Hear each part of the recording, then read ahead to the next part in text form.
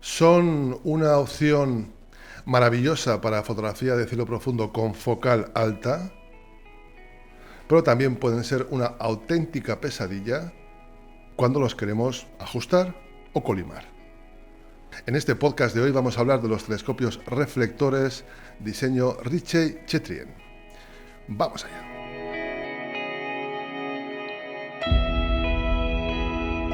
Bien, como lo primero, antes de todo, como el nombre de Chrétien, francés es un poco complicado de decir, si me permitís, a partir de ahora vamos a llamarlos RC, y así nos entendemos todos un poco mejor, ¿no? Bien, Ritchey es una persona y Chrétien es otra persona. Fueron dos astrónomos, Willis Ritchey y Henri Chrétien, los que fueron sus inventores, ¿no? Allá por comienzos del siglo XX, una cosa así. Es un diseño muy habitual, prácticamente es la norma, ¿no?, en observatorios profesionales. Cuando visitas, yo he tenido la suerte de visitar observatorios de Roque los Muchachos en La Palma, en Canarias, también el de Izaña, en Tenerife. Todos estos telescopios gigantes que veis, el William Herschel, el mismo Gran Tecan, el Isaac Newton, en fin, todos los telescopios reflectores de gran abertura que vemos profesionales obedecen a este diseño. Su diseño óptico son evidentemente dos espejos, es como un Cassegrain, es decir, es un reflector corto, ¿no?, con dos espejos, y que ambos tienen curva hiperbólica. Recordemos que las curvas hiperbólicas son superficies curvas de pulido que no tienen el mismo radio de curvatura y que además, bueno, son algo difíciles de hacer. Evidentemente, por ejemplo, los Newton, el espejo es parabólico, en realidad un paraboloide, si no recuerdo mal. Bien, bueno, un espejo parabólico. Esto tampoco es una curva con el mismo radio de curvatura, pero el hiperbólico va un poquito más allá. Es una curva más difícil de pulir, más complicada de fabricar y por ese motivo pues son también de un precio tirando un poco altos. Claro, ¿qué se consigue con dos superficies hiperbólicas? Pues conseguimos un campo plano. Eliminar comas, eliminar astigmatismos, eliminar curvaturas de campo, es decir, eliminar todo lo que nos pueda restar puntualidad según nos vamos alejando del centro. Esto para un tubo visual no es importante, pero para un tubo fotográfico de cielo profundo sí que es importante. Evidentemente, cuando hacemos una foto de cielo profundo queremos que las estrellas salgan razonablemente puntuales en todo el sensor de captura. El RC te garantiza que vas a tener puntualidad en un área muy grande de sensor, y que por tanto pues va a ser un telescopio muy idóneo para fotografía de cielo profundo. Por poner un ejemplo, los RC de TS Optics entre 200-250 milímetros corrigen, según fábrica, un círculo corregido de unos 30 milímetros de diámetro, ¿no? Bien, a mayor abertura, mayor campo corregido. Esto también pasa con todos los telescopios, generalmente, ¿no? Por tanto, un RC que pase ya de 250 a 300 de abertura o 350 conseguirá un campo corregido de unos 35 milímetros de diámetro sin necesidad de aplanadores. Esto es lo importante. E incluso a veces, para grandes sensores, full frame por ejemplo, no es nada extraño necesitar colocar un corrector de campo o solo aplanador de campo que no reduzca la focal, es decir, factor 1 por, para conseguir con estos sensores tan grandes puntualidad en las esquinas muy buena, ¿no? Aquí, cuidado con los sensores, ¿eh? El full frame parece sobre el papel maravilloso, pero es tremendamente exigente ese tamaño de sensor. A mí el que más me convence, un poco en relación complicación y satisfacción, es el APS-C. Es un tamaño que a mí me gusta mucho. Son telescopios con los que evidentemente puedes poner un ocular, un prisma, un ocular y te puedes poner a ver. Pero son telescopios diseñados principalmente solo para fotografía de cielo profundo o fotografía de campo plano, que se dice, ¿no? Con focal alta, esto es importante. Así que, aunque podamos observar con ellos, no son telescopios que yo me compraría nunca para observación. Son telescopios que están diseñados y que vamos a sacarles el máximo partido si los usamos en fotografía de cielo profundo con focal alta. Ahí se posicionan. Yo para cielo profundo de focal corta o 1 metro, no me compro un RC.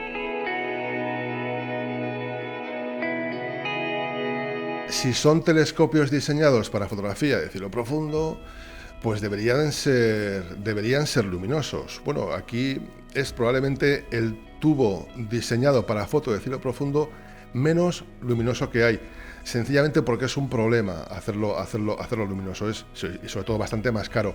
Y generalmente la forma de hacerlo más luminoso es colocando reductores de focal. Los RCs, lo habitual suelen ser, los RC amateurs, suelen ser f8, aproximadamente por ahí vienen a andar, ¿no?, su relación focal. Con reductores de focal, que es lo más habitual, con factores de reducción de 0.8 por, lo podemos dejar en un f6.5, f6.4, bien, ya es algo más razonable. Pero con f8 sigue siendo un tubo, pues algo oscuro, ¿no? Si bien son tubos que la mayoría de ellos, a foco primario, no necesitan ni aplanadores ni ningún corrector de campo para conseguir puntualidad en las esquinas. Es decir, tal y como te viene, a foco primario, en principio deben dar ya una corrección puntual bastante buena en todo el campo. Pero claro, es un f8. Si queremos hacerlo más luminoso, necesitaremos un reductor de focal, que se usa muchísimo. De hecho, viene a ser casi la configuración prácticamente más usada. Comprarte un RC f8 y colocarle un reductor de focal. Aún así seguirás teniendo, si la abertura es de 250 o mayor, seguirás teniendo una focal de trabajo, una focal de captura bastante alta. Por eso vienen a ser tubos que en principio, bueno, se suelen elegir de abertura un poco grande. Claro, si quieres una focal primaria o una focal de trabajo grande, te hace falta abertura. A más abertura, más focal, manteniendo en número F, manteniendo la relación focal, obviamente. Por ese motivo se suelen coger de 200, no hay muchos, 250 probablemente sea la abertura mayoritaria, la más elegida, entre 250, 300, 350 ya, claro, pues el que quiera más, pues incluso tienes hasta de medio metro, ¿no? Si tu cámara no es una cámara muy buena, tipo FLI, tipo SBIG, sensores muy buenos y grandes además, píxeles grandes también, recordar esto es importante cuando la focal es más alta. Si no tienes un tren óptico fabuloso, que es muy habitual en propietarios de RCs que tengan cámaras muy buenas, ese f8 puede que sea una mochila bastante pesada. Ahora bien, si tu tren óptico es, como digo, de altísima calidad, ya te puedes atrever con un f8. F7, punto algo, tal, ahí sí, porque vas a tener un sistema de captación de luz muy eficaz, ¿no? Pero en general, en el mundo amateur general se suelen usar, como digo, ese F8 se suele convertir en un F6 punto algo, quizás F7 a veces, F6.5, F6.4, con un reductor de focal que vienen a tener unos 0.8 por de factor de reducción. Menos de 0.8 por, o es muy específico y de muy buena marca, o es un factor de reducción demasiado severo, demasiado grande. Con los reductores, tener cuidado cuando los factores de reducción sean muy altos, 0.6, 0.65, porque ahí o se hace específicamente para ese tubo, como es el caso de los Smith Cassegrain Celestron, los HD, que sus reductores son de 0.7 y trabajan fenomenal. Como digo, o es diseñado específicamente para ese diseño de tubo, o en reductores genéricos 0.6, 0.6 altos, te puede crear problemas. Puede que no llegue a corregirte del todo lo bien que tú quieres, las estrellas en las esquinas, ¿no? Un 0.8, un 0.85 es mucho más asequible. Tiene que esforzarse menos para aplanar el campo. Por eso son, digamos, el factor de reducción en los reductores para RC, pues más usado, ¿no?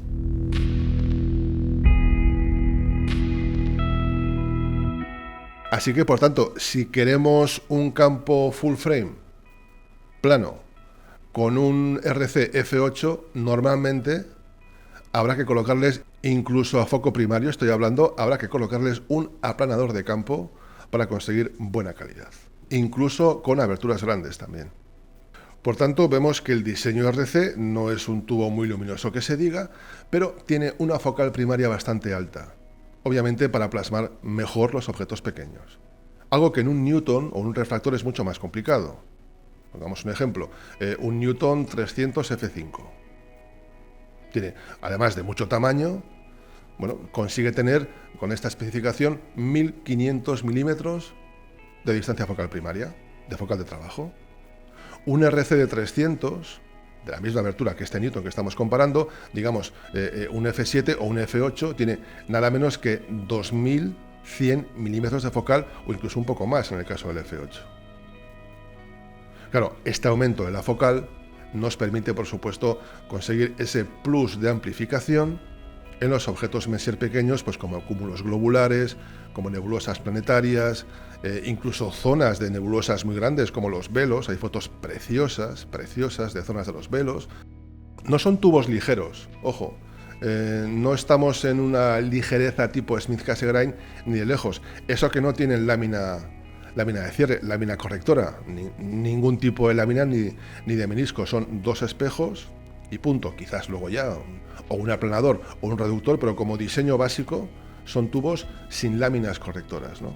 Aún así, su peso es bastante alto. Incluso los diseños tubulares, los que se llaman trust, pesan bastante.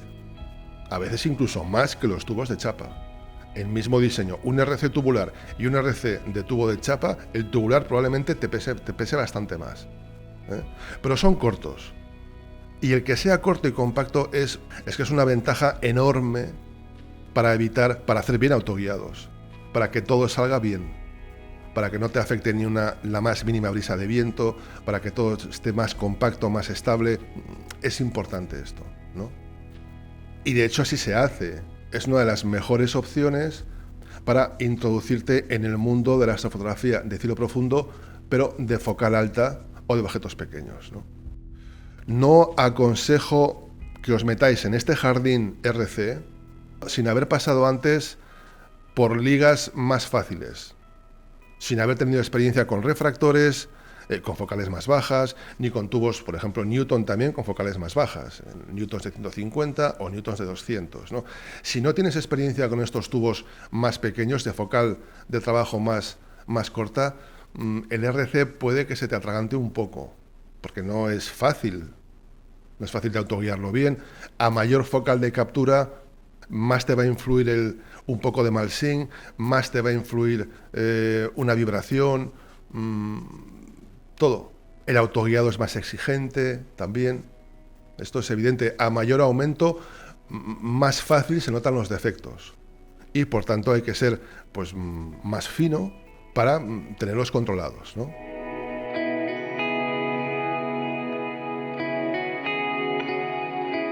Pero qué duda cabe, es una de las mejores opciones, esto es evidente, para este tipo de fotografía, ¿no? Fotografía de objetos Messier de cielo profundo pequeños. Claro, como son tubos diseñados para ofrecer una salida de haz de luz de campo corregida muy puntual y grande además, para llenar sensores grandes, son tubos que tienen espejos secundarios grandes. Es decir, son tubos con mucha obstrucción de secundario, que se dice. En fotografía de cielo profundo, que tengas mucha obstrucción no te va a influir en el patrón estelar, ¿no? Pero sí que te influye mucho en visual. Por poner un ejemplo, un Smith-Cassegrain de 200 clásico F10 tiene una obstrucción de secundario que ronda el 34%. No es pequeña, pero está dentro de unos límites, ¿no?, razonables. Un RC de 200 F8 viene a tener entre un 41 o 43% de obstrucción, que esto ya es bastante, tirando a mucho. Mientras que un Newton de 200 F5, un clásico F5, tiene solo un 26% de obstrucción. A mayor obstrucción, menos contraste y menos capacidad de obtener buenas imágenes de alta resolución, con muchos aumentos, ¿no? Por eso no son tubos visuales 100%. Esto es así. Claro, puedes ver un cúmulo de estrellas, podrás ver incluso igual hasta verás bien, ¿no? Probablemente no veas tan mal como se pueda pensar un planeta o un cráter lunar, pero no están pensados para esto. Eso es la verdad, no están pensados para esto. Una de las consecuencias de obtener un campo grande para llenar un sensor grande es un secundario, un espejo secundario grande y, como digo, pues una obstrucción, como vemos, pues mucho mayor que sus competidores reflectores. A mayor focal, mayor tamaño en la foto. Si sabemos ajustar bien la resolución telescopio con el tamaño del píxel, podemos obtener unas imágenes con muchísima resolución de objetos de cielo profundo. Una resolución que no conseguíamos obtener con refractores o con newtons un poco también pequeños. Nos cuesta. No, el RC esto te lo facilita. Hay fotos francamente maravillosas hechas con RC. Las galaxias salen preciosas, porque se pueden sacar ya ciertamente grandes. Las nebulosas planetarias también. Bueno, los cúmulos globulares son un auténtico espectáculo. Y como comentaba antes, zonas concretas de nebulosas grandes como los velos, escoge la que más te guste, te centras ahí y puedes obtener una resolución en sus nubes de gas, sus curvas, en fin, francamente impresiona, ¿no? Son fotos muy impactantes porque estamos obteniendo ya una resolución que no la podíamos obtener con telescopios de menos focal. Más que abertura, aquí cuenta también mucho, también la abertura, pero más que la abertura aquí cuenta mucho la distancia focal de captura. A ver, en el fondo cada objeto te pide una focal de captura concreta. Esto es así, lo que pasa es que, claro, no puedes tener un tubo para cada objeto. Tienes objetos grandes, bueno, Pléyades, Corazón, nebulosa del Corazón, quiero decir, el doble de Perseo, la galaxia Andrómeda, nebulosa de Laguna, hay objetos grandes que te piden una focal pues algo moderada, tirando un poco a pequeña, medio metro, 700 de focal, vale, ahí estás perfecto. Pero si quieres sacar bien un globular, dime tú, o una nebulosa planetaria, que son muy pequeñas, tienes que subir la focal necesariamente para conseguir ese aumento que te da ya pues cierta presencia del objeto en la fotografía, ¿no? Es un tubo bastante especializado que casi siempre se usa en observatorio y pocas veces lo vemos de forma nómada. Bien, ¿por qué? Yo creo que por dos motivos. Primero, porque es un tubo muy tocanarices para colimarlo. Es un tubo muy sensible, más que el resto de reflectores, a una misma descolimación. Es decir, se te va todo al carajo antes en un RC que esté un poco descolimado que en un Smith Cassegrain que esté un poco descolimado. También para obtener un campo plano, cosa que no hace falta en visual ni en fotografía, un campo plano perfecto, quiero decir, ni en fotografía con sensores pequeños. Claro, para tener un campo plano perfecto, el enfocador tiene que estar perfectamente colimado también. No puede tener ningún tipo de inclinación. Y luego el tren óptico, que suele tender, si es pesado, a ceder algunas décimas para arriba, para abajo, por su peso. Bueno, y ahí te puede complicar un poco la vida. Recordar que muchas cámaras, bien pensadas, tienen sus anillos de colimación para poderlas colimar. Porque es posible que la propia cámara tenga una pequeña inclinación en el ajuste, aunque todo esté bien hecho. Es decir, aquí te vas 2-3 décimas y ya estás notando pérdida de puntualidad en algún sitio. Cuando la pérdida de puntualidad es solamente en un lado de la foto, es que casi seguro tienes un problema de colimación mecánica, no óptica. Es decir, que tengas o el enfocador inclinado un poco o el tren óptico un poco inclinado, pero no la óptica descolimada. Si tienes pérdida de puntualidad simétrica alrededor del centro óptico, es que mecánicamente está todo bien centrado, pero el tubo, por el motivo que sea, no da más de sí. Una descolimación se nota en el centro óptico, No hay que irse a las afueras. Cualquier descolimación en cualquier tipo de telescopio se nota en el centro óptico. No hay que irse, como digo, no hay que alejarse del centro, ¿no? No es un tubo para novatos.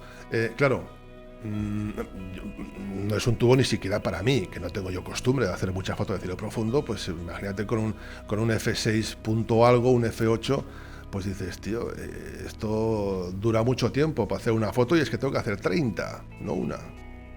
Por ese motivo se usa mucho en observatorio, bien de forma remota o no. ¿Por qué? Porque lo tienes ya todo ya montado.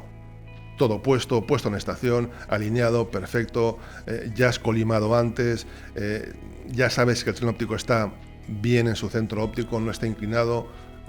Bueno, y desde el primer segundo te programas la secuencia y puedes empezar a hacer fotos.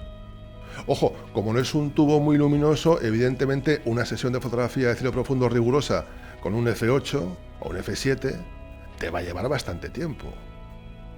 Son tubos, claro, que te permiten, hombre, te abren la puerta maravillosa a usar filtros de banda estrecha.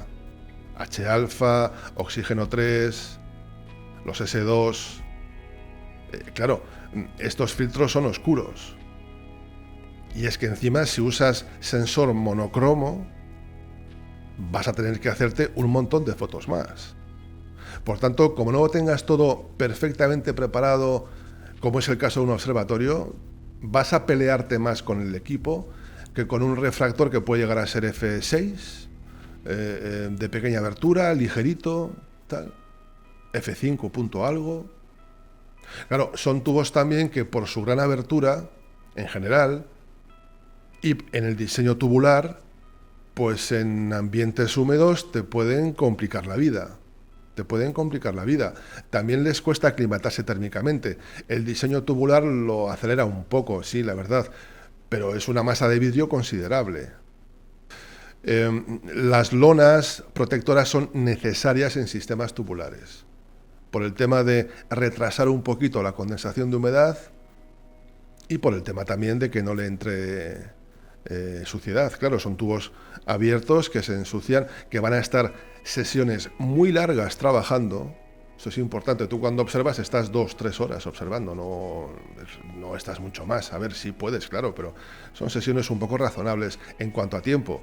Cuando estás haciendo foto de cielo profundo, pues, joder, te puedes echar a dormir en la furgoneta hasta que acabe la secuencia. Si con sensor monocromo, pues échate a dormir ya, porque va a estar trabajando prácticamente toda la noche. En muchos casos hace falta más de una noche para obtener las fotos suficientes y necesarias para hacer pues una buena foto de cielo profundo con tubos que no son muy luminosos, ¿no? En definitiva, el Chetrien, el RC, es un tubo que a veces nos entra más por los ojos y puede conseguir ser una pesadilla.